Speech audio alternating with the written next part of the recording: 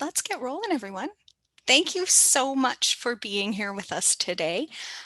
Welcome to the Pride Month Realize Real Talk that we're calling Queer and Trans Conversations about Disability Leadership. I would like to welcome you to this space with us and hope that we can engage in some rich conversation about this important topic. I am joined by a number of guests. I have Heather McCain here, who is the Executive Director of Communities for Accessible Neighborhoods. I also have Carmel Tanaka here, who is the Executive Director of JQT. And I also am hoping to very, very soon see Ms. Saltina Shaker, who is here from Ottawa, a queer drag disability activist. Everyone will have an opportunity to introduce themselves. My name is Melissa Egan. I am a staff member at Realize. I am the national lead of episodic disability work at Realize, and I'm just going to spend a couple of minutes introducing Realize, the work that we do, and the reasons that we are hosting this webinar today. And then I will pass it over to our incredible moderator, Heather McCain. All right, so before anything else, I would just like to respectfully acknowledge that the Realize offices and myself, I sit on the traditional territory of the Wendat, the Anishinaabe, the Haudenosaunee, the Métis, and the Mississaugas of the Credit First Nation. I consistently benefit from this land, and my own immigrant family continues to benefit from the privileges that we bring as white people in this nation. Okay, I am going to just let you know that Realize is an organization that has been around for over 20 years. We are a national nonprofit, and what we really try to do is foster positive change for people who are living with episodic disabilities, including HIV, mental health disorders, lupus, multiple sclerosis, all kinds of things. And we try and do that work through research, through education, and with policy and practice change. I have been with the organization for a couple of years now, and it's been a pretty incredible experience. I can consistently learn a whole bunch about the communities that I am a part of, and many, many other people around. Why are we doing this? So what's the point? What are we doing here? Well, as a queer identified person and on staff with a couple of other queer identified people, we have been talking a lot about what it means to kind of try and bridge gaps and to start conversations about sex and sexuality, about pride, and about disability. And this is a real challenge sometimes. And we've really noticed that there's some, maybe a little bit of discomfort, maybe a little bit of tension. But we have really started to do our work from something that we call the ideal framework, or inclusion, diversity, equity, accessibility, leading to belonging. And it's that belonging piece that we really want to kind of center our conversation around today. It's a really big piece of disability justice work to continue to have conversations about what inclusion, diversity, and equity are. And for us as an organization, really centering accessibility and belonging in that conversation is incredibly important. And when I started having conversations about this discussion topic with Tammy Yates, our executive director, we reached out to so many people in our networks to try and find leaders who identify as people who are living with disability, who also identify as people who are queer and or trans, and it has been a challenge. And we couldn't have come to this place with these incredible people with us today without the leadership and the help of Heather McCain. So with that, I pass it over to you, Heather. Thanks so much for being here. Thank you very much. I want to recognize that I am on the stolen land of the Squamish, Musqueam, and Tsleil-Waututh people, and I recognize that this acknowledgement is a tiny piece in the larger context of the ongoing work that is necessary in order to challenge the legacies of colonialism and create palpable disruptive change and true reconciliation. So I am Heather McCain. I'm a white non-binary person who has freckles, wears silver glasses, and has a shaved head. And I give this image description for those who are partially sighted and or blind as a way to ensure that they are getting the same information as others. My own experiences with multiple types of disabilities, neurodivergence, inaccessibility, and ableism led me to found Creating Accessible Neighborhoods in 2005, a nonprofit of which I am executive director. I am also known as a CRIP doula. This is a disability justice term for someone who helps disabled people navigate complex systems, provide resources and support, and build community. And now I'm going to pass it over to Carmel. Hello, everybody. It is morning where I am in Vancouver, BC, on the unceded territories of the Musqueam, Squamish, and Tsleil-Waututh. I am a multiracial woman who inherited my Japanese-Canadian father's thick black eyebrows and my Jewish mom's super curly hair.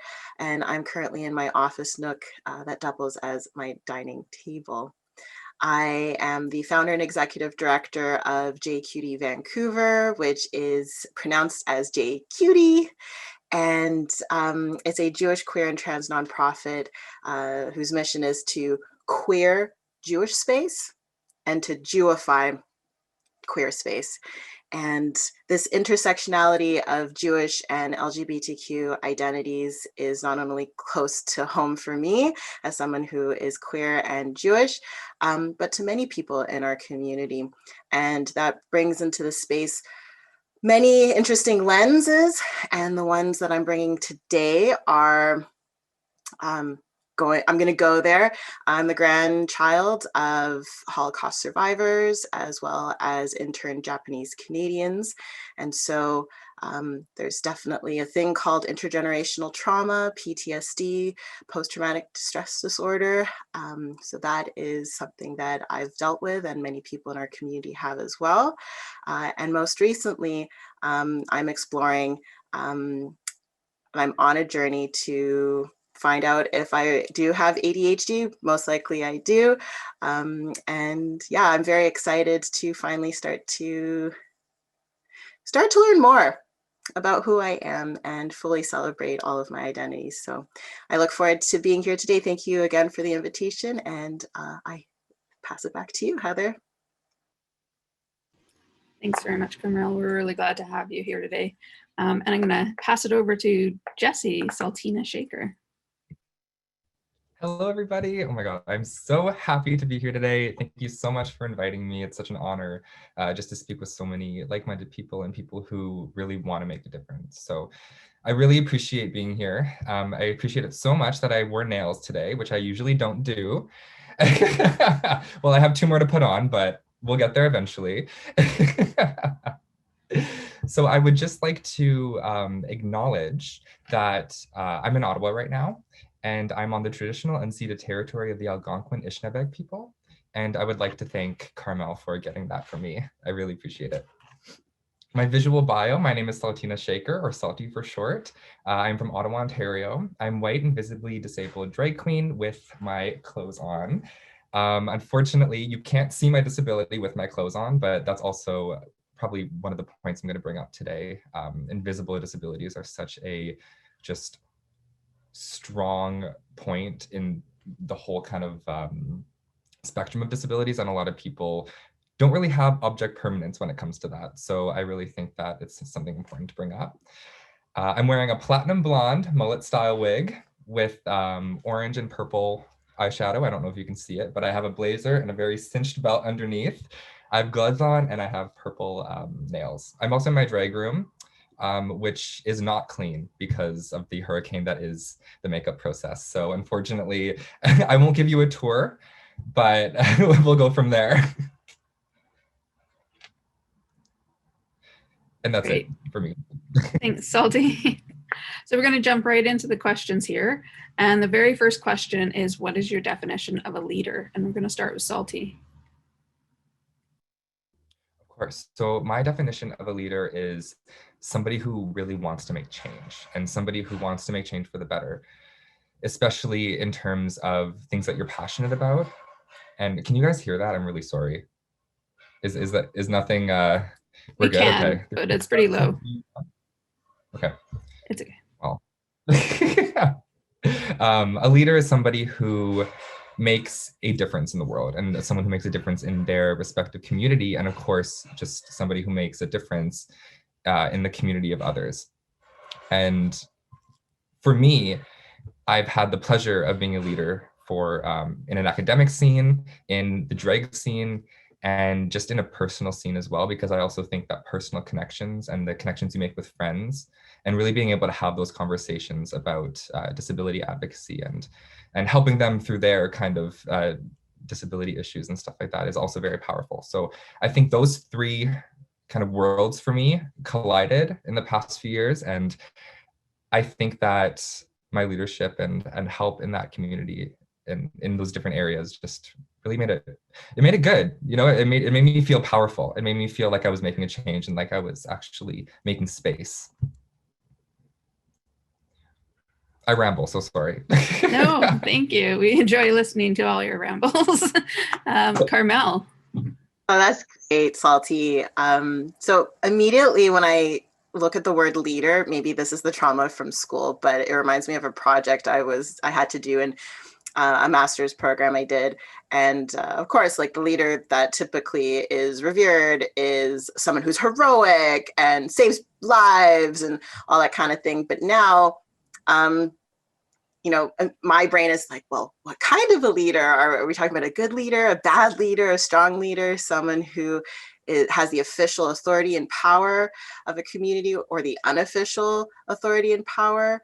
And if I'm to narrow down and focus on the qualities that I look for in a leader, that's someone who can support and inspire others, especially one's team, to reach their goals. And also someone who treats failure just as normal and as important as reaching one's goals. So that's what I think of as a leader. And yeah, I think I'll end it there. I really appreciate that perspective of what is called a leader and what, you know, we would like to see as a leader are two very different things. For myself, a leader is someone who sees a problem and makes a plan to address that and motivates others to join in. They also listen, consider, evolve, and seriously consider other people's feedback. I think encouragement and giving hope are two things that I really think leadership should have, working from both the head and the heart. I think a leader is someone who comes up against barriers and doesn't stop. They adapt, create a new plan, and stay encouraged, or at least moving forward. I think they're a model for others, those who haven't previously seen themselves as a leader. A leader also recognizes that no one can do the work alone, and understanding how to utilize other people. Also understanding that there is no one way to do something, and ensuring that all who want to be able to participate can be involved. And I think most of all, a leader is someone who knows we must pace ourselves in order to not burn out, which is a lesson that I am constantly learning and relearning. Here to that. Yeah. So Carmel, we'll start with you, but at what point did you start to consider yourself a leader, and did someone else say it first, or did you feel it? I'm totally going to answer that question, but something that you were saying in your definition of leader reminded me. Leader is also someone who knows when they've given what they can to a project or initiative and can step back and let succession take over, which we will eventually talk about, which is exciting. Ooh, when did I first find out? Well, I guess others first found out for me that I was a leader. It's not something that I immediately knew or used the word to identify as. One of the earliest examples is, I guess, going out simply to a restaurant with my family, and the waiters knew to come to me to order food for the table, not my parents. And I mean, like, I'm 4 years old. What does this 4-year-old kid know? But here I am ordering food for the table and being treated and respected by the adults around me. So I guess in a way it was written in the stars. I'm a Leo, and my Myers-Briggs is ESFJ. I'm an Enneagram 8 which is the challenger, someone who's self-confident, decisive, willful, and confrontational. I will say that, oh my gosh, Allison is in the house. Hi! Oh, that's so exciting. Okay, let me continue. Yeah, and when I refer to confrontational, you know, there's positives and negatives to that, and I use it to always address the elephants in the room without fail. And I know a lot of people don't like to do that, but I just can't help myself. And I've been described in more recent years as a benevolent dictator who rules with velvet-clad iron fists. And maybe Allison, if you want to put into the chat what I was like as the Hillel director, and maybe you'll get some more information. But yes, others definitely told me I was a leader, and I have grown into that role. Great, thanks very much. Salty? Oh, I'm already unmuted. Sorry, if I made any noise, I apologize. So in terms of being a leader, I think that my first realization was when I was in my undergrad at University of Ottawa. I learned that a lot of my accessibility issues in terms of exams, in terms of just the way I was treated in a science program especially, was just not the way that I wanted to be treated. I'll give a little background on how I am disabled. When I was 16 years old, I was in a really, really bad car accident, and a lot of internal things occurred that made me be disabled for the rest of my life, including mainly gastrointestinal and just a lot of fatigue and a lot of pain and all that fun stuff. So unfortunately, I've been dealing with that for 10 years now. So I will continue to deal with it for the rest of my life. And unfortunately, going out to labs, doing 3-hour-long labs, going out to field trips, especially in like the science geology field, was very taxing and very hard. And especially when I wasn't at my best in terms of health at that time, it was really difficult for me to wake up, take my pain pills, go out, not eat because I didn't want to have to go to the washroom, just be so fatigued, and then just come back at 1 or 2 o'clock during the day and just be in so much pain and still have all this work that I had to do. And that was one outing out of the entire day that I had planned. So I realized that I needed to step up and speak up, especially because a lot of people wouldn't have seen my disability and wouldn't have considered it. So it went along the way that I had to actually kind of like go to each class, be like, hello, professor, this is my reality. I need help with it. And I shouldn't have to do that. I shouldn't have to take it upon myself in an academic setting to go to every single person and say, I need help. So I had a lot of meetings with a lot of people. I became vice president of philanthropic activities for the Science Association at U Ottawa. And I made it my goal there for that entire academic year to do a lot of disabled events and do a lot of awareness and just really create that presence. And there's actually one of my good friends, she's legally blind, and she actually became a part of the Science Student Association alongside of me, and she continued that legacy, which was beautiful to see. So I think that's when I realized it, because that's when a whole bunch of people would just come to me if they had issues or if they had problems or if they needed something. I would be the connection, and that was just really special to me. I was also able to kind of bridge that to drag too.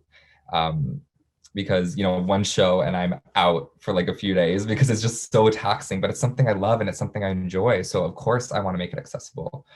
So I think people, to answer your question really in a really long-winded, run-on sentence, people identified me as a leader before, I believe. And I'm still kind of like, am I? I don't know. But it's just so nice to be regarded as such, and it's so nice to have that power to help people, which I've learned to just love. Great, thanks for sharing that. For myself, I definitely did not consider myself a leader first. Kind of growing up, I was really good at sticking up for other people if they were bullied or that, but other than that, I really tried to blend into the wallpaper as much as I could. partly because of all my sensory hypersensitivities. Environments were often overwhelming for me, and I didn't really consider myself a leader. And then at 17, my body started to fall apart. And within 4 years, I was in a power wheelchair, and I started a chronic pain support group simply because there was no information about accessibility, disability. I mean, you become disabled and there is no kind of handbook on how to be disabled. And so I started a chronic pain support group and was terrified of speaking in front of a group of people. I was like, just absolutely so nervous and so convinced that nobody would show up, and 40 people showed up at our first meeting. And it really cemented for me that there was a need for more information. And then I was having issues with the bus drivers who would lie and say the ramps weren't operating on the buses because they didn't want to take the time to load and unload someone in a wheelchair. And I couldn't find any organization to help. And someone at the chronic pain support group jokingly said, "Why don't you start your own organization?" And I'd been sending letter after letter to the transit authority to try to address it with no response. So I said, okay, I'll look into it, and set up my organization and sent the exact same letter to TransLink, but this time with executive director of, and I got a response. And I was able to solve that problem. And then all of a sudden a flood of people came to me with other issues. And I really hadn't thought of the organization beyond just fixing that one problem. And then about 1.5 years into it, I was awarded the BC Paraplegic Association Leadership Award. They're now known as Spinal Cord Injury BC. And that really surprised me because I did not see myself as a leader at all. I was just someone who was personally invested in needing accessibility and there being better understanding about disability, and trying to address that. And especially because I came at it from a community angle where you think that you're doing work that isn't seen as professional because it's from lived experience, it's marginalized people, and it's community work. So it's not as big and flashy. I didn't necessarily consider myself a leader because what a leader was defined to me was never in community terms. And so it took a while for me to take that name of leader on for myself. And it was an interesting kind of journey to that. Yeah. So now we're going to talk about how do the intersections of your identity impact your feeling like a leader. And we'll start with Carmel. Oh, this is a question. So if I'm to just go a little macro for a hot second, physically and ethnically and biologically, I'm a bridge. I'm a bridge of two people that seemingly came from very different worlds to create a Japanese kid. And I think having these intersecting identities has definitely informed the work that I do. And for those who don't know, I'm a community engagement professional. I lead a number of different projects, and one of them that I founded is JQT Vancouver, which I introduced to you already, which brings together Jewish and LGBTQ communities. Another project is Genocide Prevention BC, which brings together many communities that identify as having gone through genocide. And I also initiated the cross-cultural walking tours, which brings together Indigenous and early immigrant communities that once called or continue to call the neighborhood of Strathcona home. And I also started during the pandemic a monthly call with people who are Japanese like me and their families. And I guess I did start to feel like a leader once I started to see all of these projects together. I mean, it's taken a really long time to, I wouldn't say it. There's a wonderful question here in the chat saying, are you resistant to the idea of being a leader? And the truth is, no, I'm not. And I don't think I ever have been.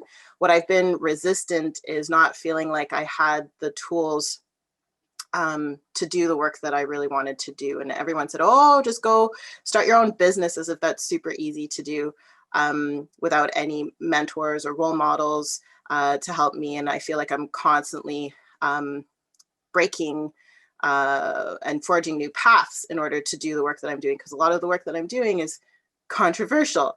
You're very much in the gray area all the time. The reason why I do this community engagement work is because I simply haven't been able to find spaces that I feel safe in. I want to be safe in a queer, Jewish, JOC, Jews of color space. I want to be safe in a queer space where I can be Jewish. I want to be safe in Asian community. I mean, I don't speak Japanese. One of the byproducts of the internment is that there was a 98% intermarriage rate in the Japanese Canadian community post-internment, so post-World War II. And so there was a real effort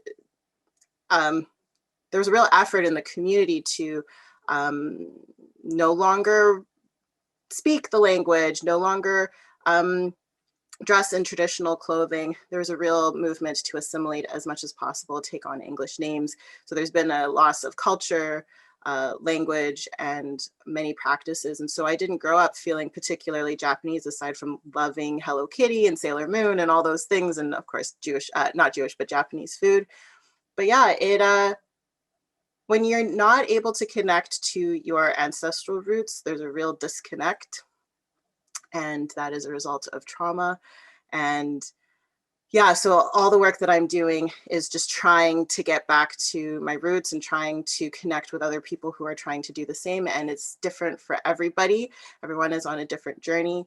But yes, today I guess I am a leader. I'm about to put together my website because everyone encouraged me I should have a website. And now that I'm doing it, I'm like, oh, at age 33, I've done quite a bit of things. And now I guess I can fill these big shoes myself. Great. Thanks very much, Carmel. Salty? That was beautiful. I really like to hear that. So thank you. My, I guess, kind of induction into leadership, it's funny because I didn't really know what I was doing at the time. So I'm being interrupted. I didn't really know what I was doing at the time. I was just kind of doing things in order to make it better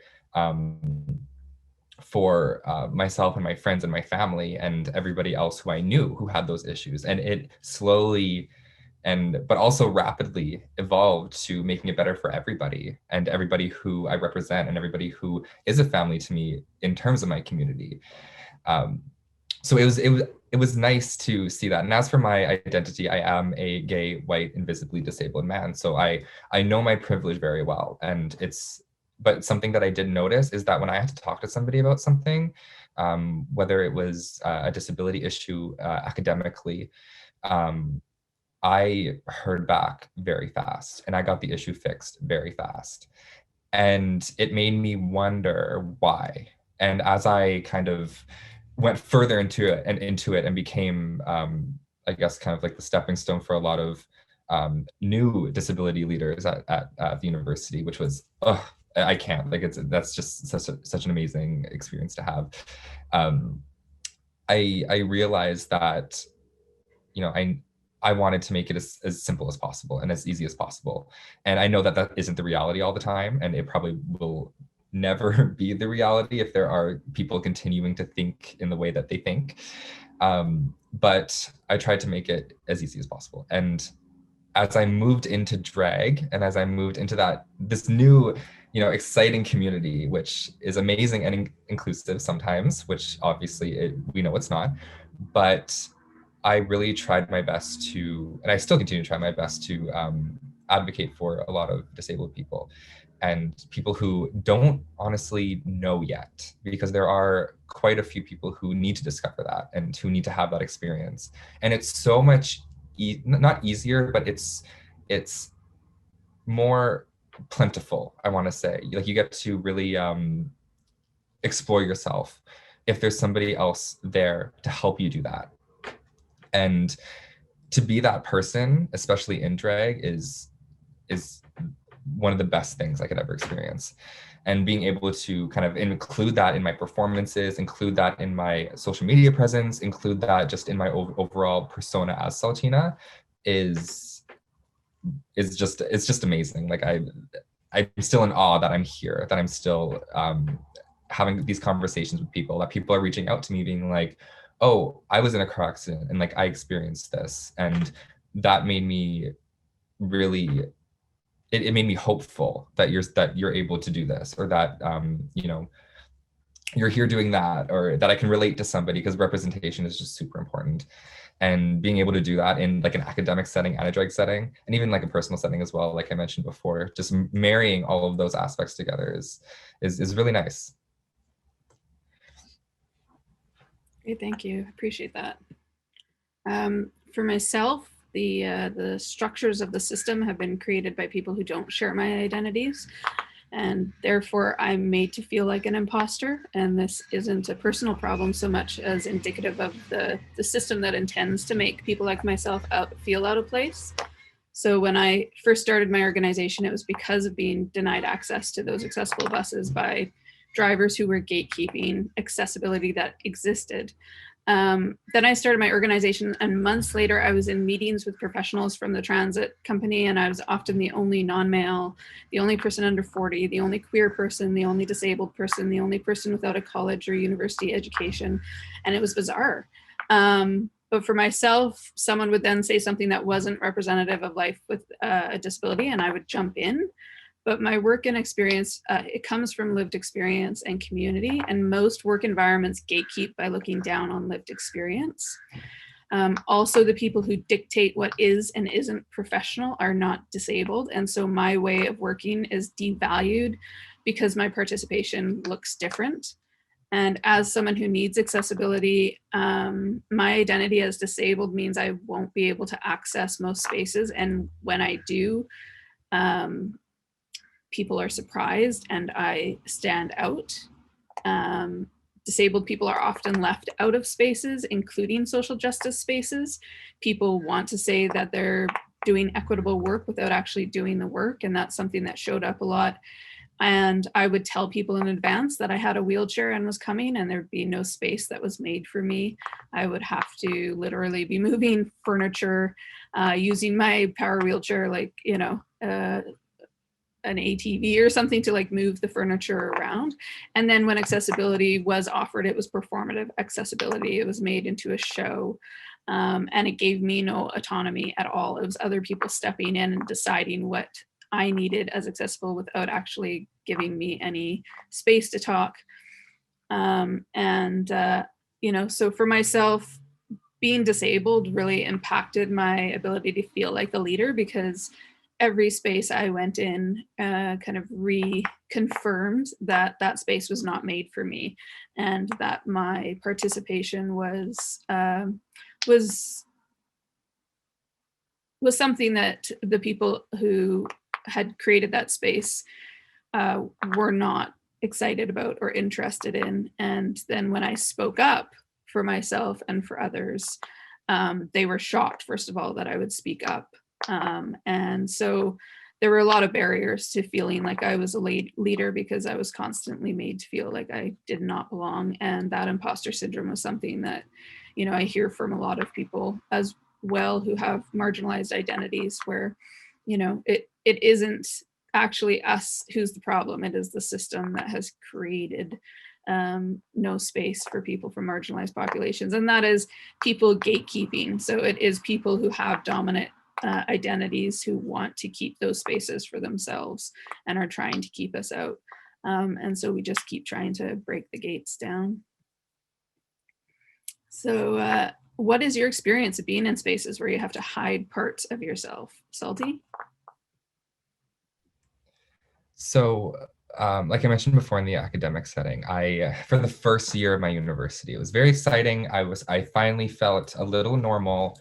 And this is after me taking a few years extra of high school, because I had to recover a lot from my my car accident. So I ended up not really going into the idea of, I'm gonna close my windows. Just give me 1 second, okay?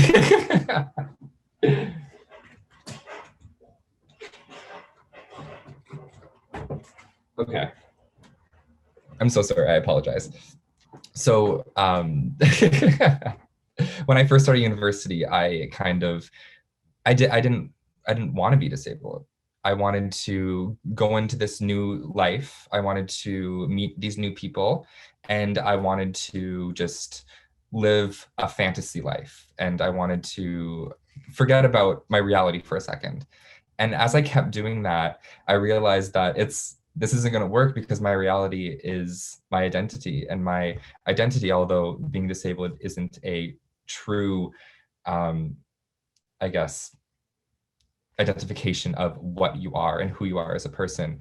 I truly believe that being disabled as who I am, it requires my needs. I need my accommodations. I need this, I need that, and I need that to be successful. And honestly, I felt like I was kind of going under the cracks and not really doing that for myself, and not taking care of myself, and not respecting myself. So I tried to hide that for like the first semester, and I realized, I'm like, these friends that I'm making, these people who love me, these teachers that I'm talking to, I needed to kind of disclose what needed to make me successful. So as soon as I did that, I realized that there's no point in hiding anything anymore, and that I should embrace who I am, and I should embrace who other people are as well, because I think that kind of lying to myself was kind of a little bit of a disservice to other people who I would be representing, or who I would be connecting with, and who I would be loving. So by being able to do that, I was able to, I guess, the following year become part of a bigger kind of picture with the student associations on campus. And it was like a slow kind of build up, but at the end, I was able to kind of create something really nice. So, and after that, I didn't really hide it that much anymore, because I realized there was no point, and I was able to just like embrace myself. And then as soon as I got to drag, which was probably maybe 5-6 years later, I decided to really just not hide anything. And I wanted to go be the best drag queen that I could, be the best queer person that I could, and just represent as many people as possible, and be there for the people who needed it. Thank you. Carmel? I haven't had the luxury of being able to hide in a lot of my spaces. I can't change the way that my face looks. So when I walk into Jewish spaces, I'm not your stereotypical Ashkenazi or Mizrahi Jewish person. And so immediately I would be asked, questions that, will determine what is my purpose for being in, whether I'm at a synagogue or if I'm at the Jewish Community Center. And, it's a dance that I'm very familiar with. It goes something like this. So what's your name? And I say, my name is Carmel. They're like, oh, that's a Hebrew name. And I'm like, oh, yes, quite familiar with that. Oh, do you know what it means? I mean, I know what it means, but you're going to tell me anyway. So why don't you tell me? So they're like, oh, it's a mountain. It's Carmel Mountain. And they don't know. Yes, my mom comes from Israel, from Haifa near Mount Carmel. Of course, she's going to name me Carmel. And it's this dance of proving whether you belong in a space or not that I've learned to dance quite well. I mean, it's a dance I know by heart. I know that eventually it'll get to the point where they're like, oh, they want to test my Hebrew skills. And when they find out I'm an Israeli and I do speak Hebrew, probably better than them, that's when immediately, things become a little bit easier. But it's this dance that over time, it's these microaggressions that start to chip away at you. And you no longer have the patience when it happens. And I mean, my parents were pretty notorious for being in an intermarriage in the 70s. I mean, I was at a Shabbat dinner in Mexico in San Miguel de Allende. And someone who was there just leaned over. I mean, I've never been to Mexico. I don't know who these people are. I was just traveling. And they said, by any chance, are you like Dahlia and Mineo's daughter? I'm like, how on earth do you know that? And it's because it was so uncommon back then to have someone leave the Jewish community and not only marry someone who was Canadian, but someone who was Japanese Canadian. And today it's very different. There's a lot more acceptance of multiracial families. So there's that whole side of things. And something I wanted to talk about specifically to JCutie is that when we did a survey when we were just starting out before we became a nonprofit, this was 4 years ago, I still can't believe that, we wanted to know, like, what do Jewish LGBTQ people in Vancouver need from JCutie? And what we found out is that it's easier to be out as queer in Jewish community, which isn't saying much, than it is to be out as Jewish in queer community. And as a result, JCutie has created a space that is a bridge between these two worlds. We do partner with various different organizations in both queer and Jewish community, but we also exist in this gray area, in the Ethernet, as I refer to, because that is where we can safely celebrate all of our identities. I mean, I no longer identify as half Japanese Canadian or half Jewish. I mean, oftentimes I wouldn't even say the other half out of just not feeling safe to do so. And I proudly celebrate all of my identities. I'm fully Jewish, I'm fully Japanese Canadian, and I'm fully queer. And that is the type of spaces that we need to have in order to, because I think that's when we start to bring peace, is when we start fully accepting all of us. And we found out during the pandemic that JCutie is one of the only Jewish LGBTQ groups in Canada, let alone a nonprofit. And I think there's only 2. And our audience significantly increased in the world of virtual programming. And we literally became a leader overnight for Jewish, queer, and trans people, not only in North America, but I would also venture to say in parts beyond North America. So it's a little bit from me. Great, thank you. For myself, I learned as a teen that I had to hide certain parts of myself. And a big part of that was masking my depression. I learned quickly that people didn't want you to be anything but happy and go along. And so I learned to mask my depression when I was outside of my home. And then I was essentially just like let it all out on my mom when I got home. And I had to deal with my sensory issues, my hypersensitivity when I was out, and I essentially just pushed that all down. And I just kept pushing it down until I got home. And I would explode at my mom, and then I would go sit in a closet for an hour and de-escalate, come down. And I learned that those parts of me were shameful. That was other people telling me that it was shameful, and nobody wanted to see that. And I got very good at hiding my depression, to the point where my parents had no idea that I was suicidal and that I almost attempted it once. It was very close until a friend stepped in. And they didn't learn about this until we were having conversations like a decade later. I also had hyperhidrosis in high school, which is overactive sweat glands. And I really learned a lesson with that one, because people's assumptions about who I was because I was sweating a lot was really interesting. All of a sudden I was disgusting and dirty, and I was forced into like going home during a school day 5 times to change everything in order to keep appearing clean. And I couldn't just say I had a medical condition and get used to it. That wasn't how the world worked. They needed me to live up to their standards. So with those issues, that's where I really learned it. And then as someone who had a visible disability, being in a wheelchair, there was no way to hide that. I am not read as asexual, aromantic, trans, non-binary, or queer. So I haven't necessarily had to hide those. I've actually had to kind of work to bring those into spaces because people didn't know that I was that, and often had to deal with people who made comments making assumptions that there were no queer or trans people in the room. Have had so many conversations about they, them when people had no idea that those were my pronouns, or, you know, especially during the beginning of their usage. And so it was also really interesting because I had both evident and non-evident disabilities. I was in a power wheelchair because of connective tissue disorder that affects all my joints, and I have 5 arthritises.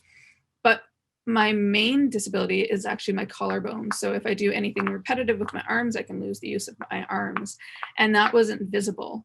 And neither was my neurodivergence. And so it was weird because so much focus was put on the wheelchair, so much focus. And that took up so much space. Like, no matter where I went, I was constantly having to deal with people who would tell me I was an inspiration and brave just for existing, offering me cures, wanting to pray over me. Like, it was overwhelming because it was constant. And they'd ask questions in ableist ways, like, what's wrong with you? And I'd be like, nothing, what's wrong with you?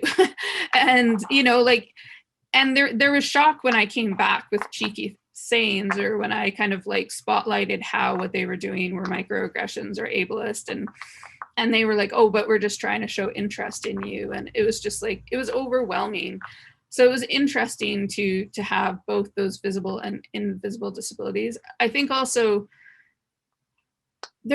I had to deal with a lot of internalized ableism because all those people were saying these different identities were shameful, because certain behaviors were not accepted or were looked down on. I had a lot of internalized ableism, and one example is I have to read off of a script when I give workshops because I can't memorize things because of PTSD. I need pill alarms that go off in the middle of a meeting. I actually really appreciated one of the previous executive directors of the Transit Authority here in Vancouver, because we were in this like huge meeting with 200 people, and he was giving a really serious speech, and my pill alarm went off, and a lot of people really don't like, they assume it's a cell phone, first of all, that I haven't turned my cell phone on. And he stopped his speech and said, time for Heather to have their pills. And a lot of people assumed it would be embarrassing, but it was great. Like, he was owning it. He was saying like, this is okay. Like, his being able to say that made that space more accessible to me. I didn't have anyone approach me afterwards about how disrespectful or rude that was. And we need more of that. And I use STEM toys. I'm using one right now, which is like a rainbow one where you pop all the bubbles. And I gave Carmel one, welcoming her to neurodivergence. And so it's like being pressured into hiding these parts of us. And it's been interesting during the pandemic, because when I'm home, I wear all my clothing inside out because seams bother my hypersensitivities. I use STEM toys. I'm able to read from a script, and it's not as big as a problem.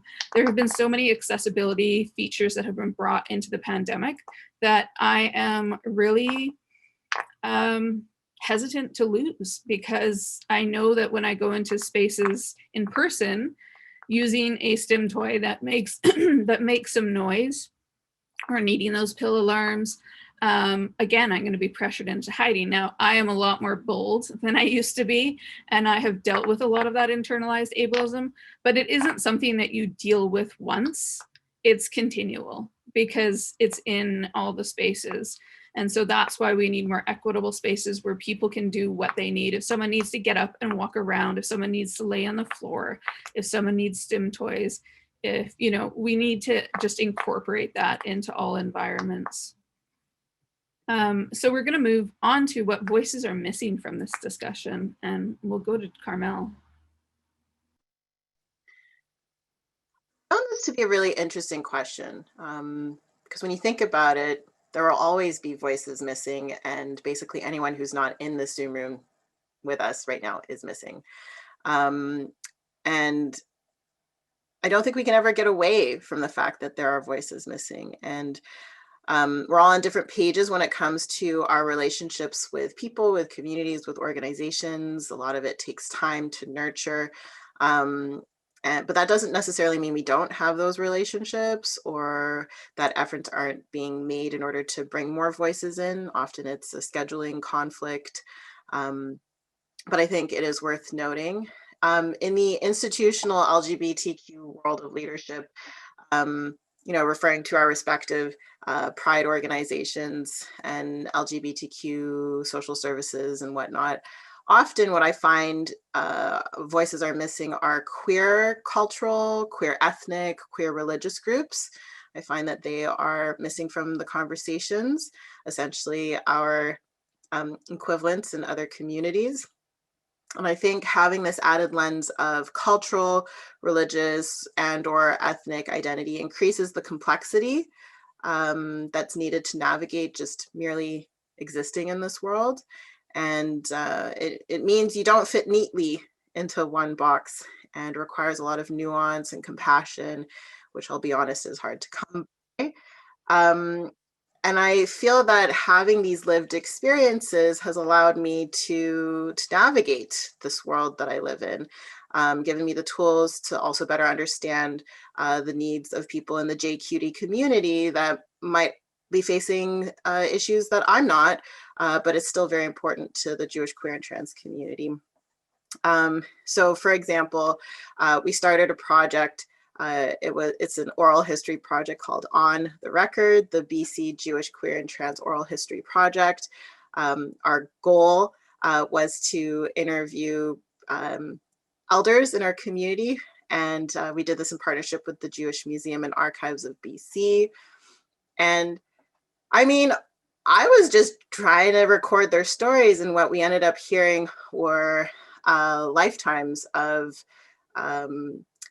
struggles as well as celebrations of being Jewish and queer in BC over the years. And when we got towards the end of the interviews, after they've told me like their full life story, they become quite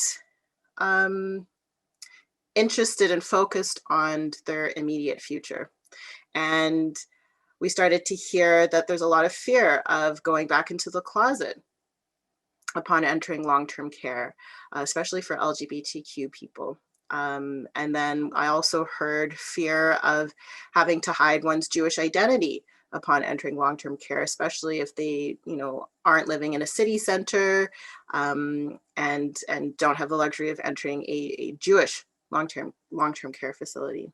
So a lot of these issues started to come up, and before you knew it, this oral history project became an advocacy initiative called the JQD Seniors Initiative to raise awareness on what many people in our community, in our elder community, are facing. And it's most definitely not just a Jewish issue. I mean, this is a big issue for the LGBTQ community. There's a lot of reform that's needed in healthcare in order to be more welcoming. And it's just shocking to me that not only Jewish social services, but also healthcare organizations like health authorities, which do the intake process likely and place you in homes, don't even ask if you're LGBTQ. The onus is on you as the individual to say if you are LGBTQ or if you require specific person-centered care. And that opens up a whole other can of worms, because by the time this intake is happening, do you have any cognitive reduction so that you can't advocate for yourself? Is it a family member who's doing this for you? Do they have your best interests? Do chosen family guardians have the legal authority to make those decisions on behalf of you? So, I mean, there's still a lot of work that needs to be done. And that's only part of the work that JQD does, but it's an example of we're just trying to access better healthcare.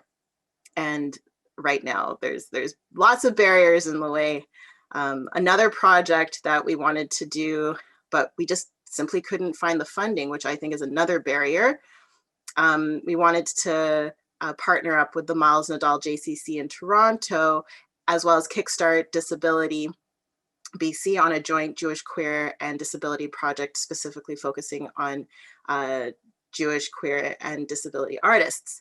And I mean, it's a fantastic project, and this intersection of all three of these identities is very common in the Jewish queer community. But again, there's not a lot of funding, and we're competing with a lot of organizations, probably some even on this call for this funding. And I think at the end of the day, it's not just a matter of us wanting to do the work, but we need to be supported in order to also do that work. So thank you. Thank you, Carmel. Salty? So I just wanted to address first my name on my my Zoom icon. It's Jessie / Saltina Shaker. Normally I would just be Saltina Shaker right now because I am in drag, and when I'm in drag I go by she, her. But I decided to kind of identify as Jessie and Saltina today because my disability is a holistic picture of who I am. So I feel it as a drag queen, and I feel it as a boy. And I wanted just to make that clear in case anybody might have been a little bit confused. But in terms of voices missing, I recently actually had this realization. Like I was talking about earlier, that I recognize my privilege as a leader.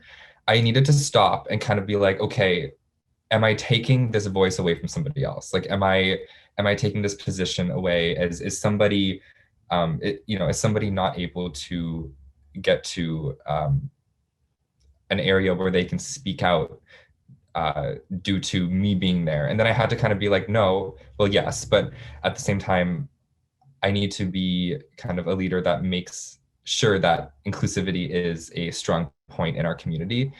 And I still think that those voices are missing. And I can't tell you the definitive answer as to why, but I know they're missing, and I know that I'm going to kind of continue to help my friends and help my community kind of push up and make space. So I'm really hoping that I'm able to do that as a drag queen in Ottawa. But anyways, I just thought that was just a side note that I wanted to kind of build on. But I in an academic setting, which I am more familiar with, as I've been an academic for 7 long years now. Because of my disability, I've had to take a lot of breaks in between and maybe take 3 courses instead of 5 courses.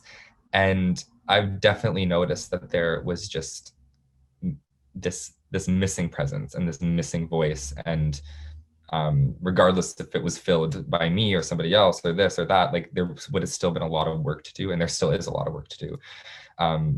Because let's face it, universities and kind of like academic contexts and all that stuff are very ableist, and I'm not gonna sugarcoat it, or if they're watching now, sorry, but it's true. And I really believe that it's important to realize that, and to kind of make sure that people have the opportunity to step up. And right now, I don't think that there's an opportunity. I don't think there's enough of an opportunity for people to kind of step up in that sense. But there is work being done. I'm very proud of the work that my friends are doing right now, and other people who are part of associations and stuff like that, because there has been a lot of advances in accessibility in the university settings as of even like the last, I want to say 2 years. It's really nice to see. But even when I first came in, it was like it was a different world. And that was only 7 years ago. So it's hopeful to see that there's progress being made, but at the same time, there needs to be more voices, and there needs to be more people comfortable with being that voice. If they're decide to be leader themselves, or if they are respectively chosen by people to do that. And I also just wanted to mention very quickly too that I'm feeling very safe right now, which is very nice. Normally I would kind of reel back a little bit, or I wouldn't tell the entire story, or I wouldn't tell the entire picture, because I'm afraid of making people uncomfortable. And it's that voice too that is also missing, I believe. It's not only like this holistic kind of voice as a person that are missing, but I think that there are types and certain dialects of voices within certain people that they either choose not to say, or they choose not to disclose, or they kind of reel back on like I would usually done. So it's nice to be able to do that. And it's nice that I feel like I don't have to kind of censor myself here, which is beautiful. Like I can stop and think, what do I want to say next? Or I can be like, sorry, I really have to go to the washroom. And I would go and people wouldn't even think twice about it. Like that's amazing and that's beautiful and that's what needs to be done. And I think that voices are missing to make that happen. So I'm very hopeful after this, but at the same time, I'm like very inspired because I'm like, oh my God, there needs to be so much to be done. We have to go right now and do everything. But it's that's just my kind of take on it. That's great, Salty. I really appreciate that. And, I think also for myself, as someone with mental health issues, one of the most important things I did was to learn that I don't have to listen to all the voices that are in my head and that I can choose to believe which ones and to say, is this one actually coming from me or is it coming from outside sources, and like sorting through those voices. Because all too often I gave power to the wrong voices and that made me hide even more. And that's something that, it took a long time for me to learn how to do. But I also want to just touch on your side note, because like you said, about your presence being there, possibly taking up space that others need. I have also learned pretty early on that just my being in a room is a barrier for some people to participate. So if you are a Black person or a person of color and you see that I am a white person, you may pull back. You may say that I can't be as truthful to myself or as open in this room.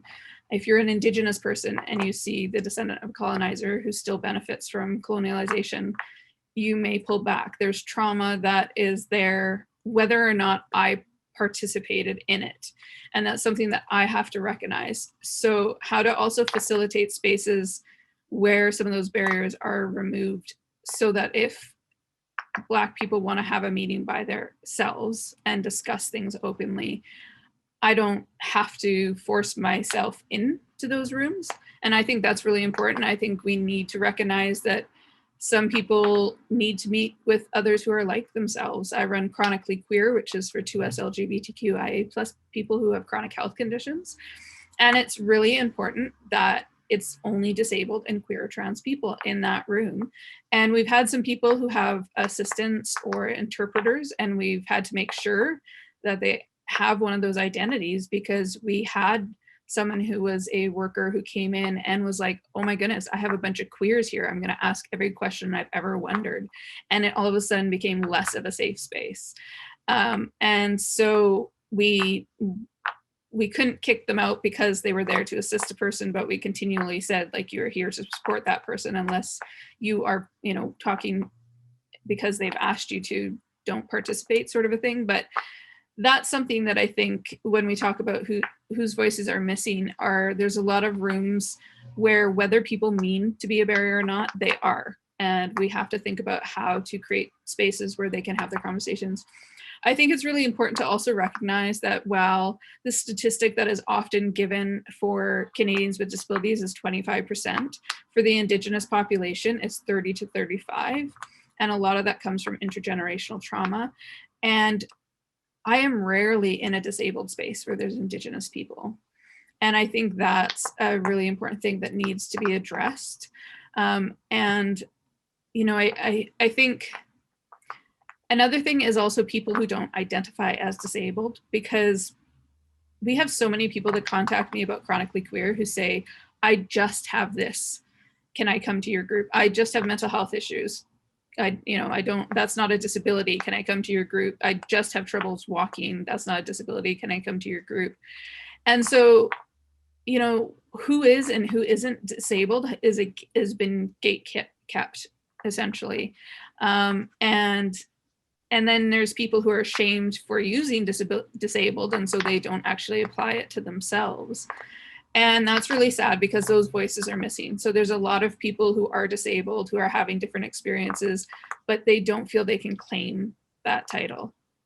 And I think that's really important and something that needs to be addressed. I think also when there's an intersection of trauma, such as poverty or abuse, those people are less likely to come into spaces. And when they do, they're less likely to speak up for themselves. So how do we, I don't like the saying, helps give someone a voice because they already have a voice. It's how do we create an environment where they can utilize that voice and where that voice will be heard? Because that's the problem. There's a lot of people who have spoken up who have never actually been heard. You know, they've said something and then it's completely dismissed. And so I think that's really, really important. I also want to touch on the fact that people with communication disabilities have a real hard time getting heard. These are people who use augmentative adaptive equipment, such as speech boards. And I have been in so many disabled spaces where people do not have the patience for someone who has a speech board or who has a speech disability like stuttering. And so they're talked over or they're rushed to hurry up. And I think it's really important that we let people get the information out in their own time. And I understand that time is often squashed, but I think it's really important to value people being able to communicate for themselves in their own way, in their own time. So, I mean, I think there's so many voices that are missing from the discussion. And I think some voices are missing that we're not even aware of because they aren't in the spaces. And so it's hard to speak to some of the voices that are missing because we're not even aware of them. And we've got some amazing questions. So we're actually going to go to the questions first before we answer our last question. So I'm going to pass it over to Melissa. Thank you so much, Heather. I'm loving this conversation, honestly. It's really like, I have to talk now? What? I just want to listen. But here we are. So thank you all for the insight and the grace that you bring to the way that we're having this conversation. It's not always easy to share these stories, and it's challenging to actually engage in a really authentic way sometimes. So I am incredibly grateful for it. I am looking at these questions as well. I've got 10 in the Q&A at the moment, so I'm just going to start at the beginning, and we may be revisiting some of the themes, but I just want to make sure that everybody gets a chance to kind of address something. So we've got about 15 minutes left, so we might need to move through a little bit quickly, but we also can explore some of the themes that have come up. The first question is from Daniel. Thank you so much. There are quite a few from you out there. I'm really happy that we're engaging you in this way. And the first one is, how do you personally prevent burnout, frustration, and deflated kind of motivation and hope? I'll speak to this first. I don't, is the short answer. I burn out regularly, and honestly, the pandemic has made it a little harder because typically my social support system sees the signs and kind of kicks down the door to get me to slow my roll before I break. But the pandemic has made that not as available. And so that's been really hard. But I regularly burn out and then have to reset. I had a major depressive episode earlier this year, and I'm currently having to say no to more opportunities. And in the pandemic, because things are more accessible, there have been more opportunities, and it has been very hard because I know that they'll disappear when we go post-pandemic. And so I want to utilize as much as I can, but I also have to recognize that I can't do everything or be everything to everyone. So I would say, and I've been doing this for 20 years. So I would say like my burnouts are getting further and further apart, but they're still happening. And as for the motivation and hope, you know what? Doing this work can be soul crushing because it's exhausting, but I have to say I have met some of the most amazing people, and that never, my hope doesn't disappear because I know the people who are working on these issues. I know the passion that's in the communities. And so it's the people that keeps me going. And yes, I have to deal with people who are outside of these communities. And that's quite frustrating, but I also see progress. I went to high school with the first person to start a GSA, a Gay Straight Alliance, in high school. And how things have changed from when we were in school in the late 90s to how things are now. It hasn't changed as much as we need, but it has changed. And I think focusing on that is really important. And really focusing not on the big goal, but focusing on all the little goals that get to the big goal is something that helps me as well. Because all too often, if you're only focused on the main large goal, you do lose hope because you forget about all the steps that you've already gotten past to get there. So I'll pass this. Carmel or Jesse, is there one of you who wants to jump in? Yes, I'm right there with Heather. I burn out quite regularly, and it's something that I'm working on. I see problems that need solutions, and so what I need to learn is to delegate, because there's not just me who are interested in making change. I constantly have motivation. My communities and my friends and the people who are part of my various different leadership initiatives motivate me by simply existing and being amazing. And so I don't think there's ever a lack of that. But yeah, burning out is cyclical for me. I do know that is not sustainable. And yeah, I don't know. What about you, Salty? How are you dealing with all of that? So especially in university, I burned out incredibly fast, very, very easily, very fast, especially just with all the work in terms of science. Like there's a lot of physically demanding things that I needed to do.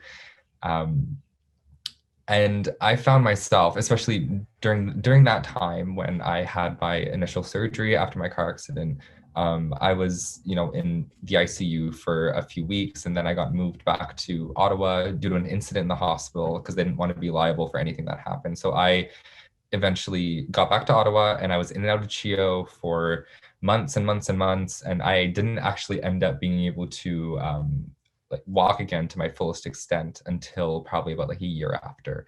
And even then, I just think about how I was able to go to school, and this is before university, and go to high school and have 2 classes in the morning and then go back home, and I was exhausted. I was so tired, and I couldn't even do my homework sometimes, let alone the things that brought me joy and the things that made me me and the things that actually added to my mindfulness and my higher consciousness and all that stuff. Like that really hurt me, I find.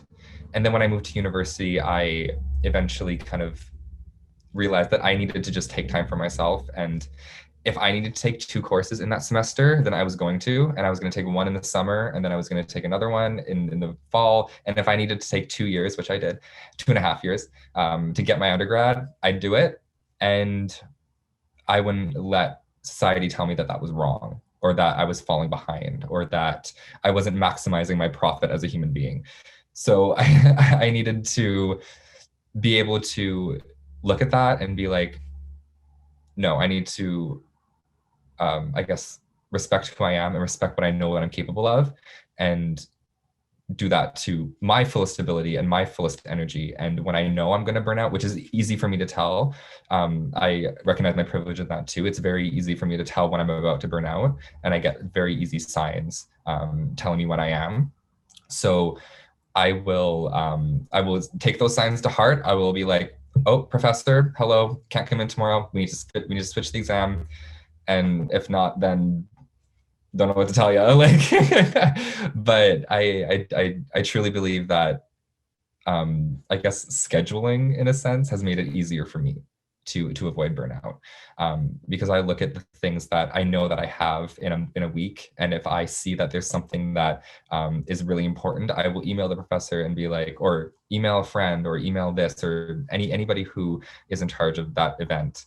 I will be like, listen, I'm having burnout symptoms. There's a large chance I might not be able to do this, and I might be able to do this, and I will let you know, but let's think of a solution. Let's think of an alternative.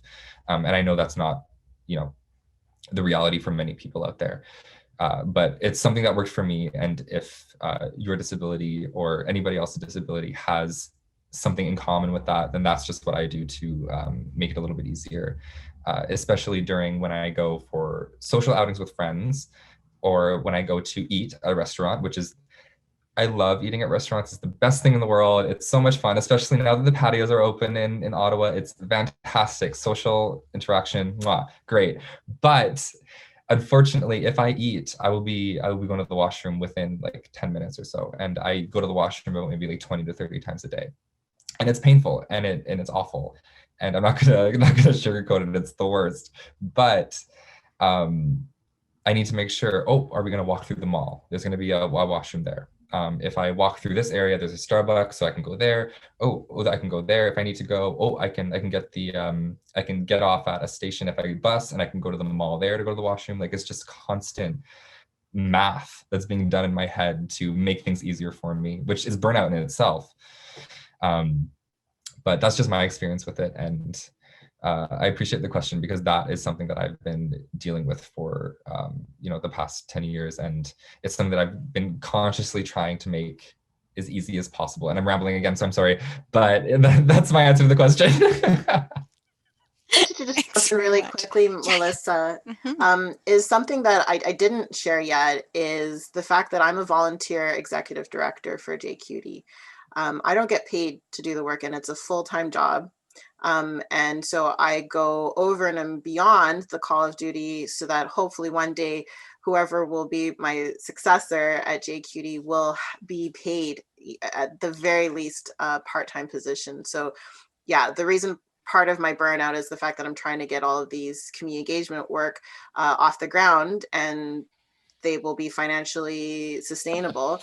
And unfortunately, this type of work that we're doing is not really, it's considered really important and everyone loves it, but they don't want to throw money at it. It should all be done from the kindness of your heart.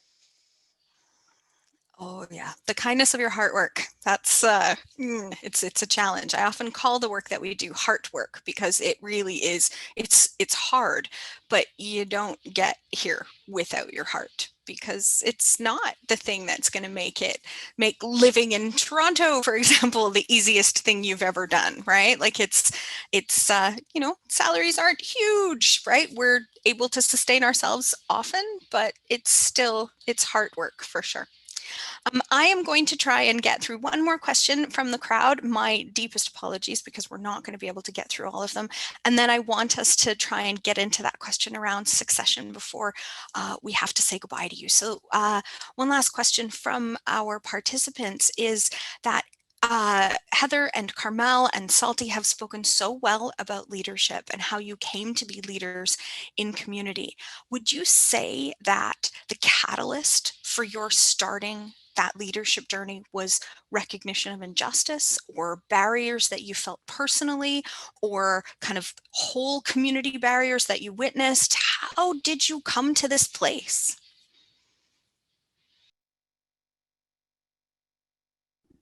Do you want to go first, Jesse? Go for it. Go. I'll be quick. So of course my first kind of like reaction was, I'm feeling this way and I'm feeling attacked and singled out, and I'm not feeling like an equitable exchange is happening right now in the academic scene in the university. And that was a personal barrier. And I recognize that my journey is personal. My journey is something that I'm experiencing, and it's something that only I will experience, and everybody else's journey and everybody else's experience will be different. So I went along because I wanted to make things easier for myself. And I think that I needed to, because I wanted to prevent that burnout, and I wanted to do this and I wanted to do that. And then as soon as I realized more of the injustices, kind of as I was going through the process of talking to these people, I was like, oh my gosh, I didn't even think of that issue. And that issue doesn't apply to my disability, but it could apply to so many other people, and how, this whole thing is just not the best for all of us. So as soon as I realized that, I took more of an initiative. And then I realized as well, when I became part of other communities like the drag community and, even just in personal friendships and in just a social context as well, I realized all of these injustices are literally everywhere. Like, they're literally everywhere. And I was able to apply kind of what I learned in that scene to everything else that I was able to be a part of. And I think that's, I'm going to backtrack to the first question ever asked. And I think that kind of defines what a leader is, because you're willing to take that leadership role anywhere that you go and with any community that you become a part of or that you realize that you're a part of. So that was my experience with being introduced to it. And it's not only that you start seeing all of the other injustices, but everything's connected, and you can't really separate it all. I think just being born was a radical act, and I think that set the path in many ways for me. I recently moved to a new place, and with that, my mom gave me a whole bunch of boxes of things like artwork that I did as a kid or homework I did as an elementary school student. And you could really see, even back then, I was super social justice oriented. And that's before I even knew what those terms meant. I was really, standing up for other kids. I definitely stood up for kids who were being bullied by others and got bullied myself as a result. I went to a number of different schools, I think 7 in total before I got to high school. And as I said before, I just wanted to create the spaces that I wanted to be a part of that were safe for me, because they simply did not exist. And I do believe that my experiences of not feeling welcomed in a lot of different places, and now realizing that probably a lot of my journey in school probably was related to my ADHD, was probably what created all of this. But there's something that I wanted to say, is that as much as the trauma is informing the work that I do, I continue to perpetuate the cycle, because the work that I do, yes, helps the communities that, like me, have been affected by trauma, but I continually get fed off of it, but I get burnt out from continuing to feed off of it. And I'm now stuck in this, and this is where the burnout comes in. And I'm no psychiatrist or therapist. I don't know what to call this, but it's something that I need to be aware of, and I am now more aware of and need to work on. So if that's applicable to those tuning in, I mean, we can always talk offline. Yeah, and for myself, it was interesting because it definitely was, essentially, I had been protected from being known to be disabled my whole life, because I was very fortunate to have a family that accepted me for who I was. So when I had neurodivergence issues as a child with my hypersensitivity, like when I couldn't handle being at school all day, my mom would come at lunch and let me sit in the car so I could de-escalate. And she didn't mind that I sat in the closet when I got home. And she was the support system that I needed in order for me to not feel like that was a problem. When I had a speech impediment, she fought for me to get speech therapy for 2 years so that I could deal with that. When I had depression, I didn't see that as a disability. I didn't see the hyperhidrosis as a disability. I didn't see the fact that I broke a bone, fractured a bone at least once a year, every year from the time I was 7 to 17. And so it was interesting, because at 17, when my body started falling apart, I actually looked back at my life and realized my body had been falling apart for a long time. I had been having mental health issues for a long time. I never saw them as disabilities, though. I didn't know what a disability was. I didn't know I had a disability. And so it started from my initial injustice of the bus drivers gatekeeping access to me. But it was also partly from education of learning what my identity was, because I didn't know disability. I didn't know that I had been disabled, that I had been kind of fighting these battles for a long time, because in my family, that was just who I was. Whereas in other families, it's pointed out so much earlier, and there's so much more pressure, and there's expectations. Even with my trans identity, my mom fought for me when the hairstylist would argue about me getting boy haircuts, or when people didn't want to let me try the boy clothes, or at McDonald's when I wanted the car over the Barbie. She just was, Heather is Heather, and this is what I have to do. And so I was very fortunate. And so for me, I didn't even know there was a whole community out there to fight for, because I was just learning what disability was. And then when I became disabled at 17, I started to learn more about the community, but really it was fighting for my own personal issue that then connected me to the community, to know that they were out there. And that led to me then fighting for the community and being a leader for the community.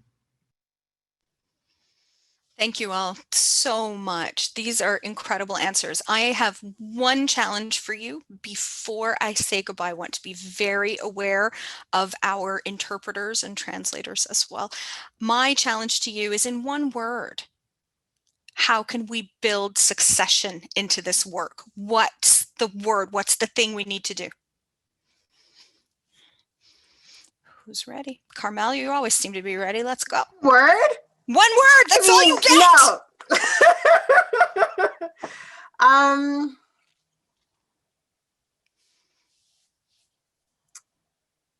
I don't really, there's no way for me to sum it into one word, but I would say love. Love is what is at the end of the day makes this world go round, aside from money. It's something that, you know, we're working at JQT is the succession plan, is like when I'm no longer in this position. And I think once we have the community built, which I do believe we have it built, it's growing now. So I think love and community would be the two things, and those will be what drives the succession for sure. Love and community. Thank you. I think part of being a leader is rejecting what doesn't work. And so I reject the one word. But for me, I think it's creating the environments and spaces where people feel like they belong, where their participation is not only accepted, but wanted, that their presence was planned in advance. Running Chronically Queer, I've seen so many of the members become leaders themselves, become educators, speak for themselves, because once you've been in an environment that is, equitable and accessible, you want to spread that. And I think that's the feeling that gets people hooked into this work, is once you've seen that it can work, once you see support, then you want to make sure that others are experiencing that as well. And on the flip side, making sure others don't experience what you yourself did, I think, is the other part. Thank you. Thank you. Salty, what you got?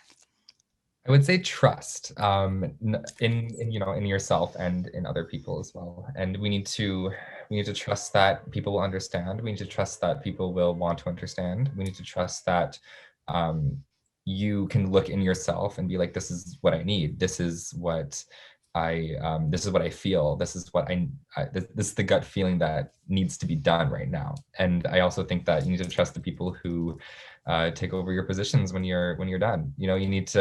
I need to lose, a little bit of control here and there. That's just me. I'm a drag queen. I need to I need to relax a little bit sometimes, but I truly think trust is really important. Thank you so much to all of you. Melissa, I have a question. Oh, yeah, please go ahead. Will you share our contact information with the participants? Because if they want to talk to any of us further, we'd be happy to answer their questions that we didn't get to today. Okay, yes, I have all the questions that are going to be saved, and I have participant email addresses from registration. So we'll make sure that all of those parts are connected. Okay. All right. Thanks to all three of you. This has been insightful. It has been amazingly beautiful to be able to connect and to listen to your stories, and to ensure that, there are some voices that we have been able to shine a light on today. And I'm hopeful that the 45 people who were here with us today were also as engaged and interested. I've got one comment here that says this is the best Zoom in weeks. So I'm really, really happy to hear that, because I think we're all pretty maxed out on Zoom these days. Thank you so much to our ASL interpreters, to our LSQ interpreters, to our CART folks. We are very, very happy that you could be here with us. And to all of our participants, thanks for coming. Happy Pride, everyone. I know we're really, really close to the end of the month, but I hope that you have a chance to celebrate with all of your chosen family. Everyone is so beautiful today. So thank you for being here. And that's it from us. We will connect you over email, but that's Real Talk with Realize. Thanks so much, everyone. Bye. Thanks, everyone. Bye.